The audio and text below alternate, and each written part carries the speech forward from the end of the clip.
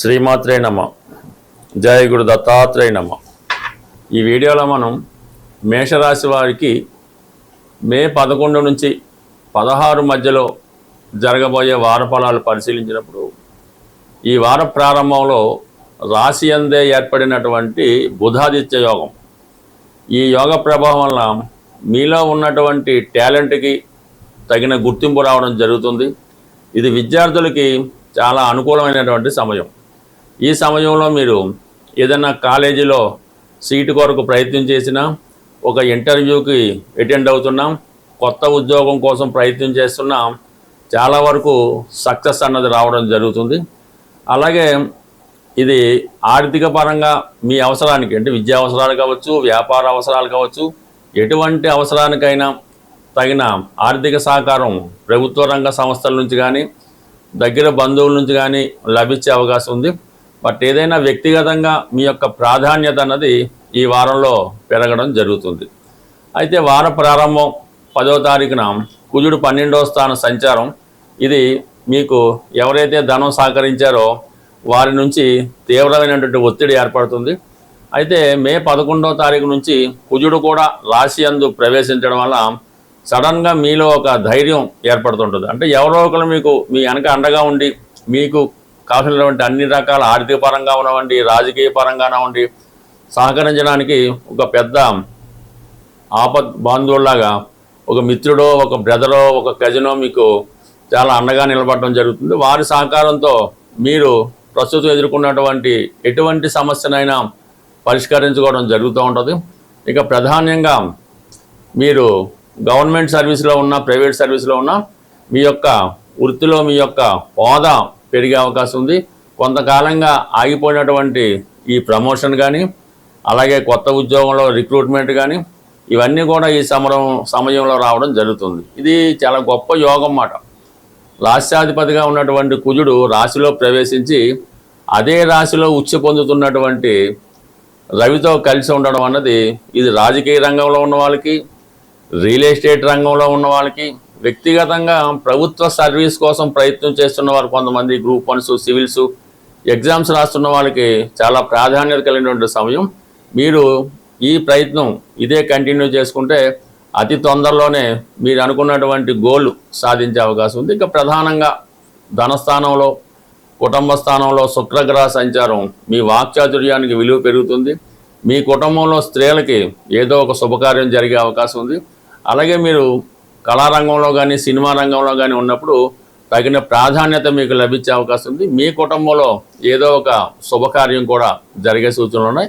ఇక ప్రధానంగా లాభస్థానంలో రాహుగ్రహ సంచారం వల్ల ఏంటంటే మీకు మీడియాకి సంబంధించింది కానీ, సాఫ్ట్వేర్ రంగానికి సంబంధించింది కానీ, విదేశ సంస్థల్లో పనిచేస్తున్న వారు కానీ, విదేశంలో ఉన్నవారు కానీ సడన్గా మీకు సపోర్ట్ ఇవ్వడం జరుగుతూ ఉంటుంది. బట్ ఏదైనా మేషరాశి వారి యొక్క అభివృద్ధి ఈ వారం చాలా అనుకూలంగా, అభివృద్ధికరంగా ఉండడం జరుగుతుంది. ఎటొచ్చి 12వ స్థానంలో శనిగ్రహ ప్రభావం వల్ల కొన్ని అనుకోని ఖర్చులు మిమ్మల్ని ఇబ్బంది పెడుతుంటాయి. ధనం ఒక దాని కొరకు తెస్తే వేరొక దానికి ఖర్చు అయ్యే అవకాశం ఉంది. కాబట్టి కొద్దిగా తొందరపడకుండా ఏది ధనం దేనికి ఖర్చు పెట్టాలి, ఏది ఇంపార్టెంట్ అన్నది ఆలోచించి మీరు ప్లాన్ చేసుకుంటే ఖచ్చితంగా మీ ప్లాన్ వర్కౌట్ అయ్యి 100% ఫైనాన్షియల్ పొజిషన్ పెరిగే సూచనలు ఉంటాయి. మనకి ఈ వారంలో 12వ తారీఖున హనుమత్ జయంతి రాబోతుంది. అయితే ఎప్పుడు ఆంజనేయ స్వామిని పూజించడం అన్నది ఆ ఫలితం ఒక రకంగా ఉంటుంది. కొన్ని ప్రత్యేకమైనటువంటి పర్వదినాల్లో ఈ స్వామిని పూజించినప్పుడు ఆ ఫలితం మనకి మరింత శీఘ్రంగా వచ్చే అవకాశం ఉంటుంది. అయితే ఈ ఆంజనేయ స్వామి వారికి పూజించే విధానంలో, అంటే సాధారణంగా టెంపుల్లో అర్చన, అభిషేకం చేయించుకోవడం జరుగుతుంటుంది. మనకి మీరు ఏదైనా ఒక కార్యాన్ని స్వామికి అప్పచెప్పాలనుకుంటారు. మీరు ఏదైనా ఒక కార్యాన్ని స్వామికి అప్పచెప్పాలి, లేదంటే మనం కోరుకోవాలనుకుంటాం. అది ఉద్యోగమా, పెళ్ళా, సంతానమా, ఏదైనా అయినప్పుడు మరి స్వామివారికి తమలపాకులతో పూజ చేయడం వల్ల మీకు ఆ కోరిక సిద్ధించడం జరుగుతూ ఉంటుంది అన్నమాట. ఆ కార్యక్రమం విజయవంతంగా పూర్తి అవ్వడం జరుగుతూ ఉంటుంది.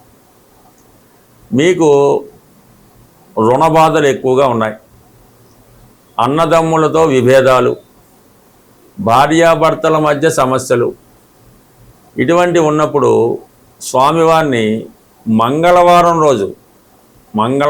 రోజు మరి సింధూరంతో అభిషేకం చేయడం వల్ల ఇటువంటి సమస్యలకి పరిష్కారం దొరుకుతుంది. మనం కేవలం ఉద్యోగం కొరకు ప్రయత్నం చేస్తున్నాం, ఎటువంటిగా ఉద్యోగం రావటం లేదనుకున్నప్పుడు మీరు ఉద్యోగం వచ్చేదాకా కూడా ప్రతి శనివారం రోజు ఆంజనేయ స్వామి వారి ఆలయంలో దర్శించుకోవడం, అంటే శనివారం అది దర్శించుకొని మీకు వీలున్నప్పుడు వడమాల స్వామికి సమర్పించవలసి ఉంటుంది. అలాగే ఒక 5 అరటిపళ్ళు బాగా ముగ్గినవి స్వామికి నైవేద్యంగా ఇవ్వడం వల్ల కంప్లీట్గా మీకు ఈ యొక్క ఉద్యోగ ప్రయత్నాలు నెరవేరుతాయి. అంటే కంటిన్యూడ్ చేయనివ్వడం, మీకు కొన్ని వారాలు చేయబోతులకే మీరు ఆ ఫలితం వచ్చేస్తుంది. దాని తర్వాత మీరు ఆ ఉద్యోగంలోకి వెళ్ళి స్వామిని మర్చిపోవడం జరుగుతూ ఉంటుంది.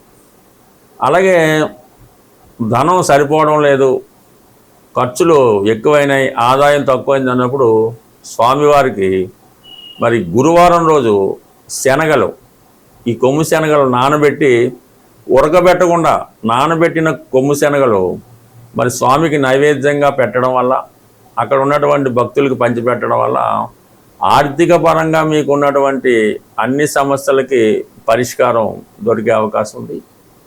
ఇక ప్రధానంగా ధనం ఏమీ లేదు, ఏ పని చేయలేకపోతున్నాం, ఫైనాన్స్గా బాగుండాలనుకున్న వాళ్ళు బుధవారం రోజు, అంటే బుధుడు వ్యాపారకారకుడు కాబట్టి వ్యాపారం సజావుగా సాగాలన్నా, విద్యార్థులకు చదువు బాగా రావాలన్నా ఈ బుధవారం రోజు ఆంజనేయ స్వామి వారి ఆలయంలో అటుకులు బెల్లం కలిపి పొడిగానే అక్కడ స్వామికి నైవేద్యంగా పెట్టడం వల్ల కూడా మీకు ఈ వ్యాపార పరంగా కానీ ఉద్యోగపరంగా కానీ అవకాశం అది ఉంటుంది.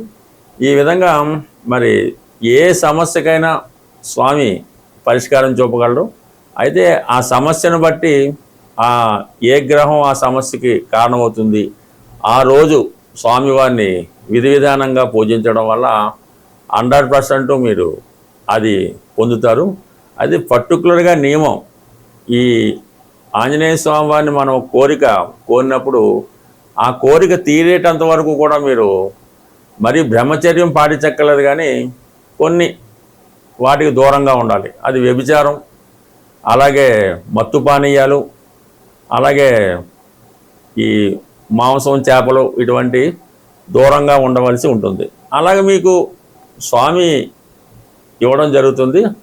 ఇవన్నీ మానేసి మీరు ఒక 40 రోజులు అనుకుందాం, ఒక 5 వారాలు అనుకుందాం, అనుకోకర్లేదు. మీరు కంటిన్యూ చేయండి, కంప్లీట్గా మీ సమస్య తీరడం జరుగుతుంది. బట్ ఏదైనా ఒక దీక్ష చేసినప్పుడు కొన్ని వదులుకోవాల్సి ఉంటుంది.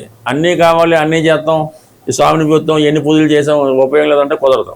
కంపల్సరిగా కఠినమైనటువంటి శ్రమతో మీరు ఒక యమ నియమాలు పాటించినప్పుడు అది మీ నియమాన్ని బట్టి ఎంత తొందరగా రావడం అన్నది అది నిర్ణయం జరుగుతుంది.